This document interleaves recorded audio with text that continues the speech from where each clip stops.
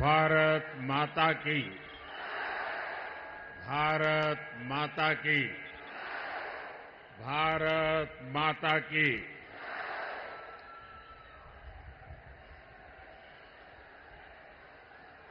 बेळगावी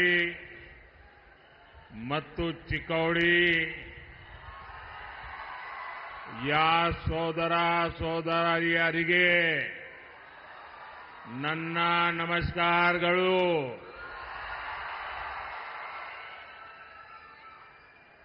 ताई भुवनेश्वरी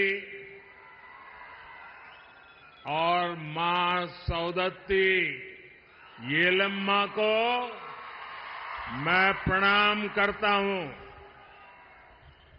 भाइयों और बहनों, सबसे पहले तो मैं कर्नाटका के सभी वोटर्स का अभिनंदन करता हूं। कर्नाटका में मैं जहां जहां गया हूं, मुझे एक ही स्वर सुनाई देता है, फिर एक बार, फिर एक बार, फिर एक बार। साथियों, हम सभी छत्रपति शिवाजी महाराज को मानने वाले लोग, हम सभी भगवान बसवेश्वरा का अनुसरण करने वाले लोग,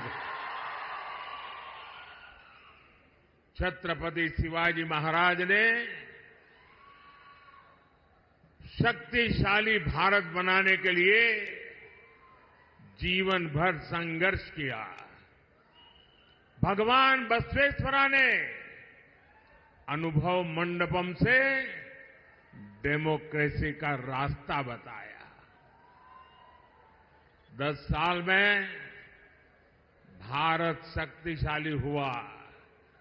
आप मुझे बताइए, भारत का शक्तिशाली होना आप गर्व करते हैं? आपको गर्व होता है? भारत की पहचान मदर ऑफ डेमोक्रेसी के रूप में होने लगी है। ये गर्व होने वाली बात है कि नहीं है? गर्व करने वाली बात है कि नहीं है?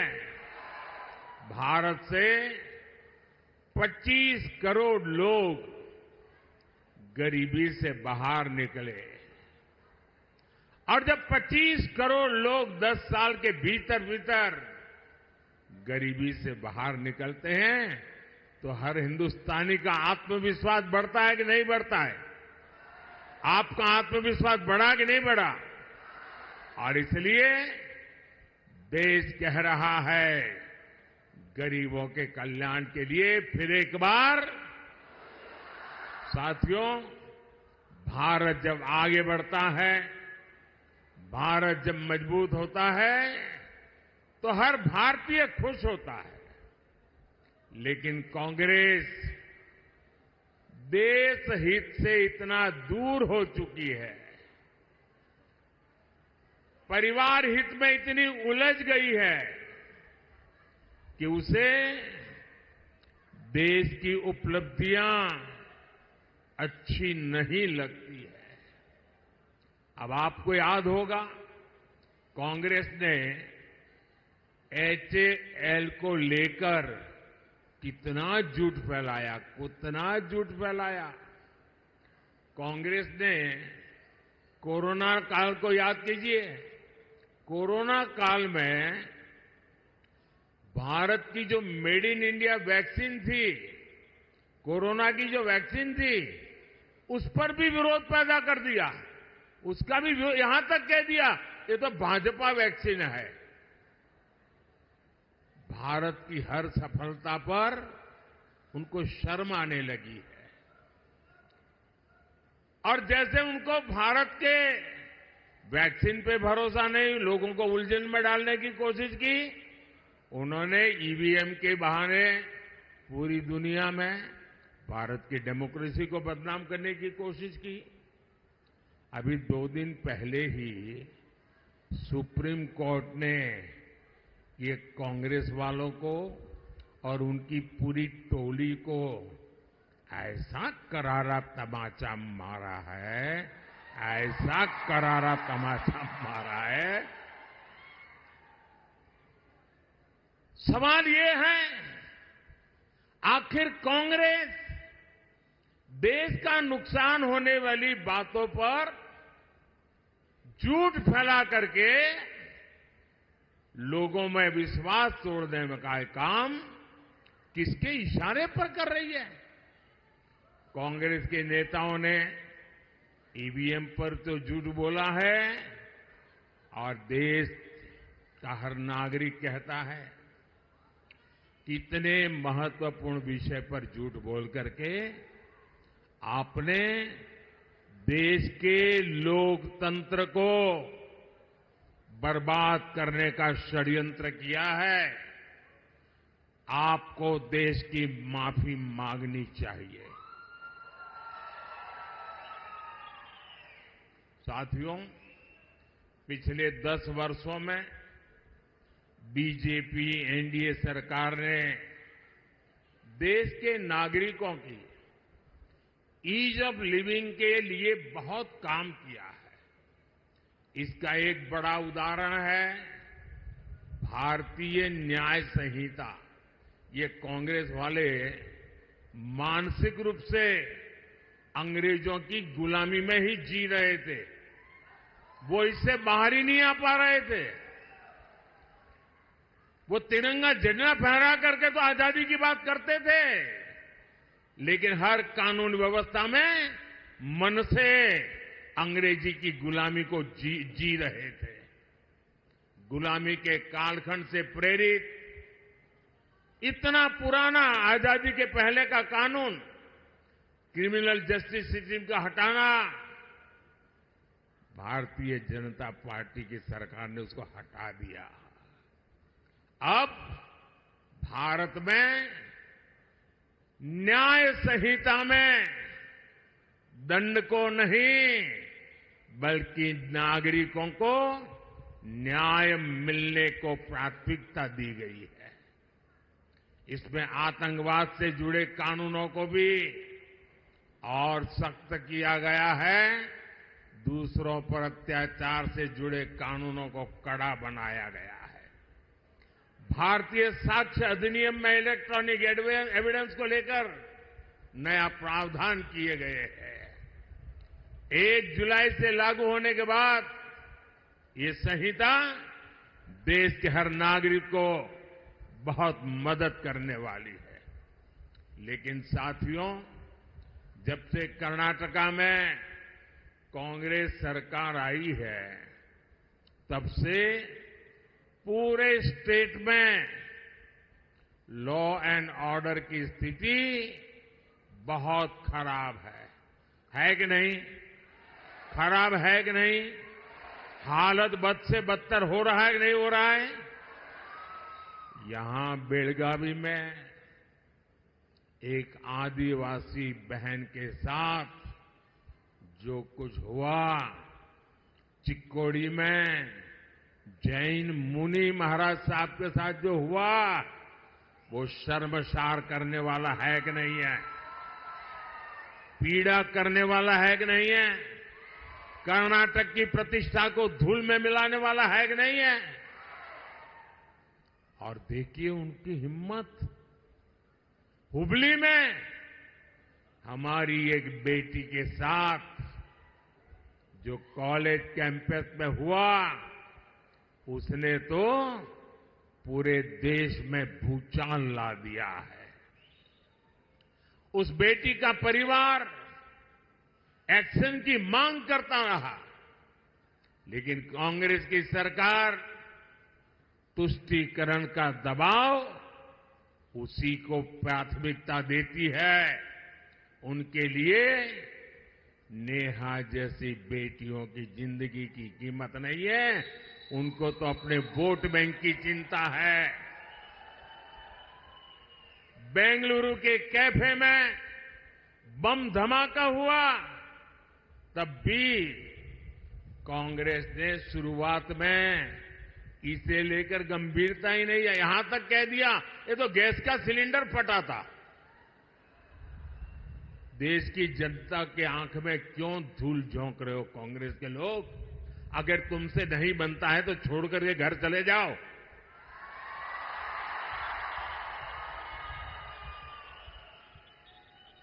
यही वही कांग्रेस के जो है जिसने वोट के लिए पीएफआई, जो आतंकवाद को पनाह देने वाला देश विरोधी संगठन, जिस पर मोदी सरकार ने प्रतिबंध लगा दिया है, ऐसे पीएफआई आतंकी संगठन का चुनाव में मदद करने के लिए, उनकी मदद लेने के लिए, वायनाड में एक सीट जीतने के लिए आप उसको सरेंडर कर रहे हो, उनके कारनामों का बचाव कर रहे हो। लेकिन भाजपा सरकार ने देश और समाज विरोधी पीएफआई को बंद किया है। उससे बड़े बड़े खैरखा जेलों में सड़ रहे हैं भाइयों। साथियों, कांग्रेस ने हमारे इतिहास को, हमारी आजादी की लड़ाई को भी वोट बैंक के नजरिए से, तुष्टीकरण के नजरिए से ही लिखवाया है। और आज भी ये कांग्रेस के शहजादे उसी पाप को आगे बढ़ा रहे हैं। आपने कांग्रेस के शहजादे का एक ताजा बयान जरूर सुना होगा। ये शहजादे का कहना है कि भारत के राजा, भारत के महाराजा ये अत्याचारी थे, ये गरीबों की जमीन छीन लेते थे, जब मर्जी पड़े तब उनका सब हड़प कर लेते थे। कांग्रेस के शाहजादे ने छत्रपति शिवाजी महाराज, कित्तूर की रानी चिन्नम्मा जैसे महान व्यक्तित्व का अपमान किया है। इनका सुशासन, इनकी देशभक्ति आज भी हम सभी को प्रेरित करती है। जरा शाहजादे को पता है क्या मैसूरू राजघराने का योगदान? उनको याद नहीं रहा। मैसूरू राजघराने को आज पूरा देश गर्व के साथ देखता है कि नहीं देखता है। साथियों, कांग्रेस के शाहजादे का बयान सोच समझकर वोट बैंक की राजनीति करने के लिए, तुष्टीकरण के लिए दिया गया बयान है।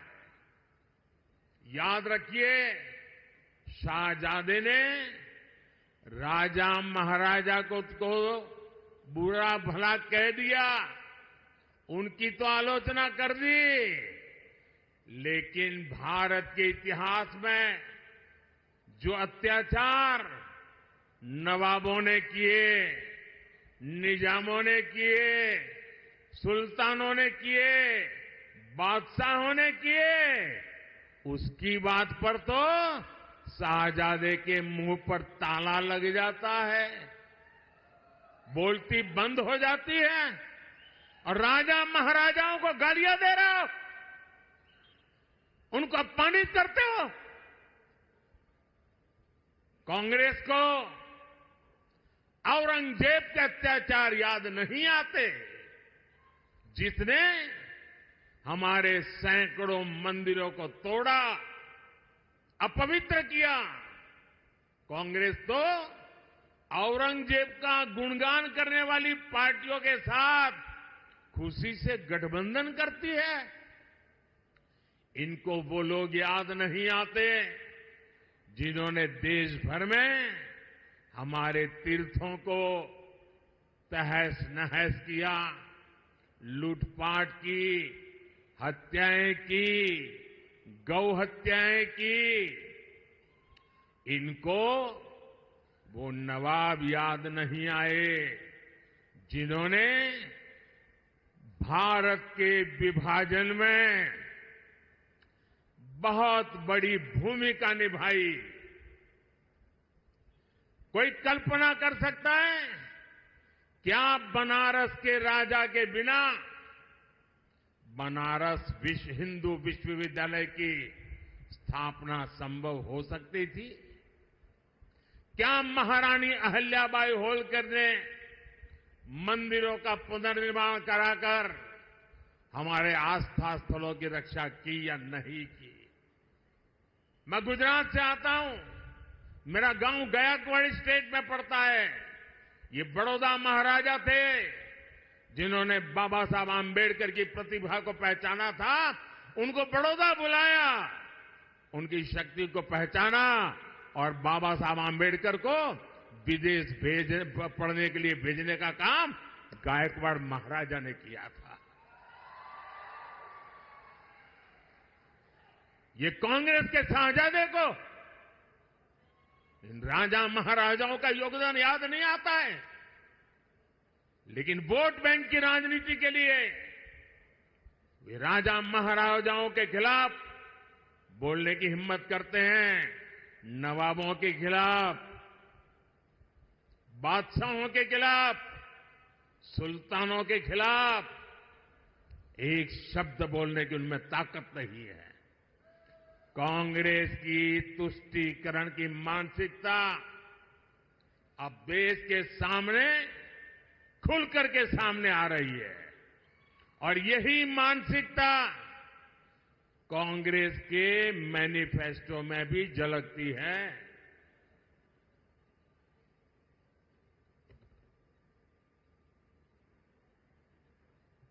साथियों, आज पूरा देश समझ गया है कि जहां कांग्रेस आई वहां से विकास का पलायन गया, विकास का पलायन शुरू हो जाता है। कर्नाटका में भी यही हो रहा है। जब बीजेपी की सरकार यहां थी तो भारत में फॉरेन डायरेक्ट इन्वेस्टमेंट का बहुत बड़ा हिस्सा कर्नाटका में आता था, लेकिन अब यहां स्थितियां बदल रही हैं। जब से कांग्रेस सरकार यहां आई है तब से रोड के, इरिगेशन के सारे काम बंद पड़ गए हैं। यहां बिजली के कट लगने से हर कोई परेशान है, उद्योग परेशान है, लोग परेशान हैं और इसलिए लोग कहते हैं जहां कांग्रेस आई वहां बर्बादी लाई। साथियों, हमारा देश छोटे किसानों का देश है। कृषि क्षेत्र का कायाकल्प करने के लिए ये बहुत जरूरी है कि हम छोटे किसानों की संगठन शक्ति को एकजुट करें। इसलिए बीजेपी एनडीए सरकार एफपीओज, सेल्फ हेल्प ग्रुप और कोऑपरेटिव तीनों पर बल दे रहा है। बीजेपी सरकार में देश भर में 8,000 नए किसान उत्पादक संघ बने हैं, एफपीओज बने हैं। ये एफपीओज इनपुट कॉस्ट कम करने से लेकर किसानों को मार्केट रेट दिलाने तक में बड़ी भूमिका निभा रहे हैं। पिछले 10 साल में 10 करोड़ महिलाएं सेल्फ हेल्प ग्रुप में शामिल हुई है। इन्हें केंद्र सरकार ने लाखों करोड़ रुपए की आर्थिक सहायता दी है। केंद्र सरकार पैक्स को मजबूत करने के लिए भी लगातार काम कर रही है।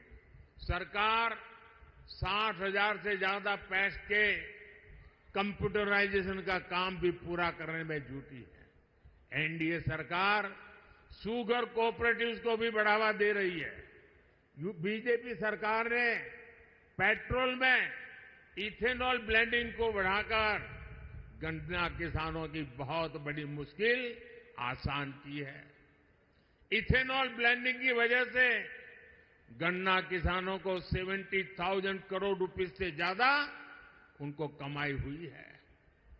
चीनी मिलों पर बकाया होने की उनकी समस्या भी अब दूर हो रही है।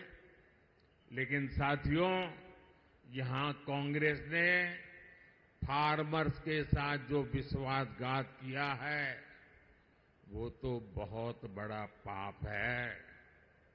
यहां जब बीजेपी की सरकार थी तो फार्मर्स के बैंक अकाउंट में 10,000 रुपये 10,000 रुपये जमा होते थे। कांग्रेस की सरकार ने आते ही 4,000 रुपया देना बंद कर दिया। अब वोट मिल गया, अब किसान जाने, किसान का काम जाने, उनको परवाह ही नहीं है। अब मोदी जो 6,000 रुपया भेजता है वही किसान को जाता है।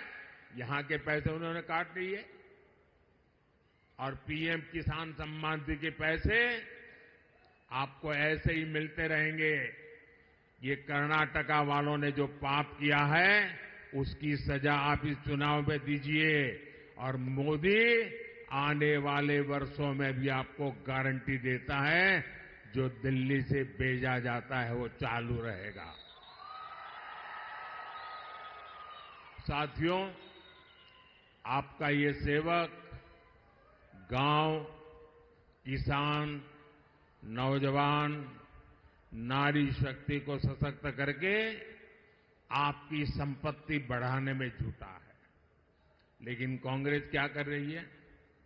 कांग्रेस के शहजादे आजकल घोषणा कर रहे हैं और भाई बहन दोनों कर रहे हैं कि वो चुनाव अगर जीत गए तो पूरे देश का एक्सरे करेंगे,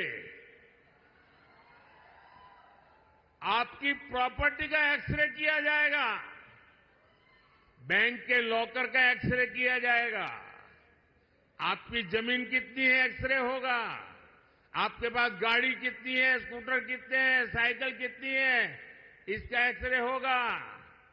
महिलाओं के पास स्त्री धन कितना है, गहने कितने हैं, सोना कितना है, मंगलसूत्र कहां पड़ा है, इसका एक्सरे किया जाएगा।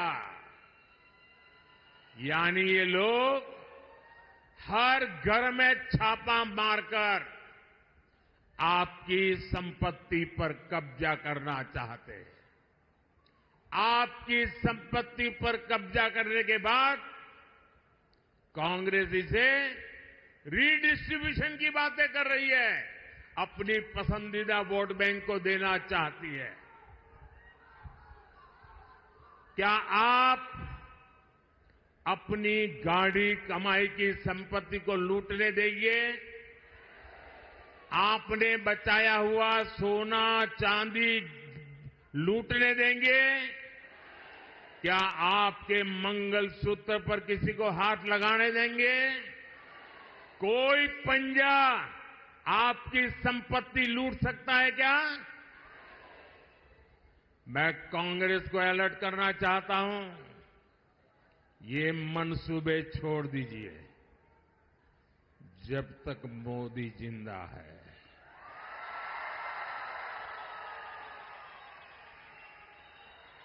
ये आपके मंसूबे में पार नहीं होने दूंगा। ये आपके खेल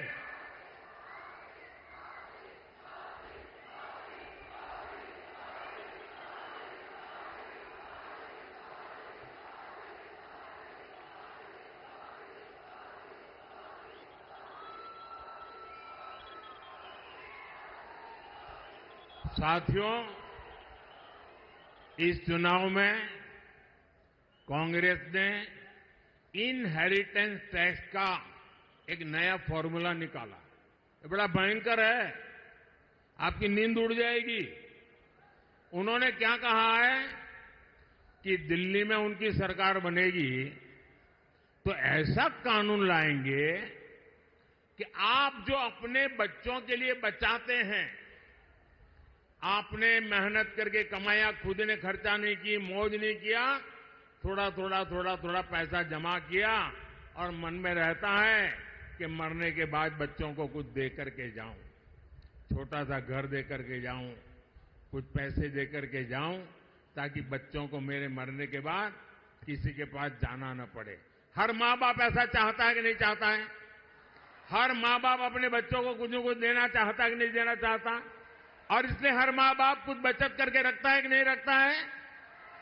अब ये कांग्रेस वाले कहते हैं आपने जो बचाया है, अगर आप अपने बच्चों को अब नहीं दे सकते हैं, आपने जो बचाया है अगर बच्चों को देना है तो 55%, 55% उस पर टैक्स लेकर के सरकार वो छीन लेगी। मतलब 2 मकान है तो एक कांग्रेस की सरकार की जेब में और दूसरे से अपने 2 बच्चों को बांट के दो। अपनी वोट बैंक को बांटने के लिए ये आपकी संपत्ति पर डाका डालना चाहते हैं, क्योंकि उन्होंने घोषणा की है कि इस देश की संपत्ति पर पहला अधिकार किसका है, उनकी वोट बैंक का है। ये डॉक्टर मनमोहन सिंह जी भी कह चुके हैं। मैं कर्नाटका के सभी लोगों से पूछना चाहता हूं, मैं आपके माध्यम से देशवासियों को पूछ रहा हूं, क्या आप ऐसा होने देंगे? ऐसा कानून लाने वालों को आने देंगे? ऐसी सोच वाली कांग्रेस को सजा देंगे? इस चुनाव में हर बूथ में उनको चुन चुन कर साफ करेंगे? भाइयों और बहनों, बीजेपी कित्तूर रानी चेन्नम्मा से प्रेरणा लेती है। इसलिए एनडीए सरकार ने सेना के हर मोर्चों को महिलाओं के लिए खोल दिए हैं। बेलगांव में तो संगोली रायन्ना सैनिक स्कूल भी बना है। हमारी बेटियां भी अब सैनिक स्कूलों में पढ़ पा रही है। बीजेपी सरकार की नीतियों की वजह से सेंट्रल पुलिस फोर्सेज में महिलाओं की संख्या अब 2 गुनी से भी अधिक हो चुकी है। साथियों, आपका सपना ही मोदी का संकल्प है।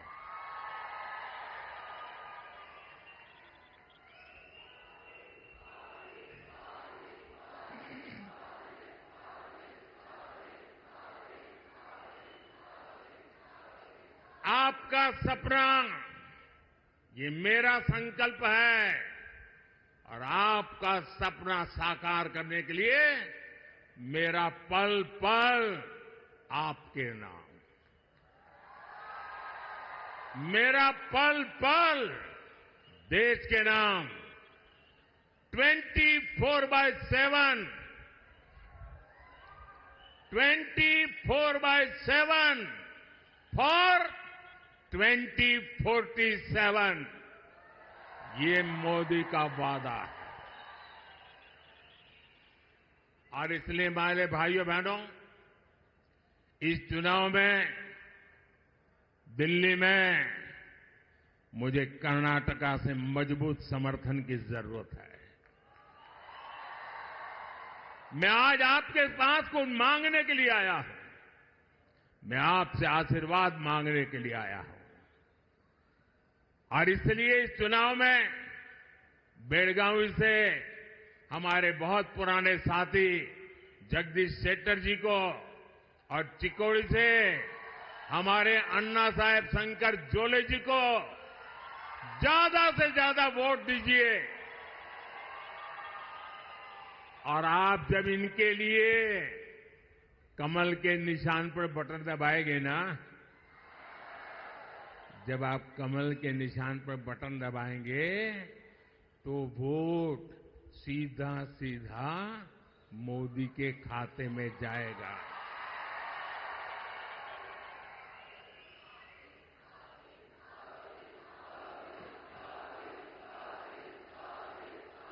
तो मोदी को मजबूत बनाएंगे, मोदी को मजबूत बनाएंगे, मोदी को मजबूत बनाने के लिए घर घर जाएंगे, मोदी को मजबूत बनाने के लिए ज्यादा से ज्यादा मतदान करवाएंगे, सुबह 10 बजे के पहले ज्यादा से ज्यादा मतदान करेंगे, पहले मतदान फिर जलपान, पहले मतदान फिर जलपान, पहले मतदान फिर। आपसे मेरा आग्रह है, हमें सारे पुराने रिकॉर्ड तोड़ने हैं और हर पोलिंग बूथ जीतना है। जीतोगे? हर पोलिंग बूथ जीतोगे? अच्छा, मेरा एक काम करोगे? जरा हाथ ऊपर करके बताओ तो बताओ। मेरा एक काम करोगे? ये मेरा पर्सनल काम है, करेंगे? ये चुनाव वाला काम नहीं है, करेंगे? पक्का करेंगे? एक काम करना, घर घर जाइएगा और हर घर में जाके कहिएगा कि मोदी जी आए थे, मोदी जी ने आपको नमस्कार भेजा है। मेरा नमस्कार पहुंचा देंगे। जब मेरा नमस्कार आप पहुंचाएंगे ना, तो हर परिवार मुझे आशीर्वाद देगा और हर परिवार का आशीर्वाद मेरे लिए एक नई ऊर्जा बन जाता है। और जब नई ऊर्जा बन जाता है तो मैं पूरी शक्ति के साथ आपके सपनों को साकार करने के लिए अपनी जिंदगी खपा देता हूं। और इसलिए मुझे आपके आशीर्वाद चाहिए। मेरे साथ बोलिए, भारत माता की, भारत माता की, भारत माता की। बहुत बहुत धन्यवाद।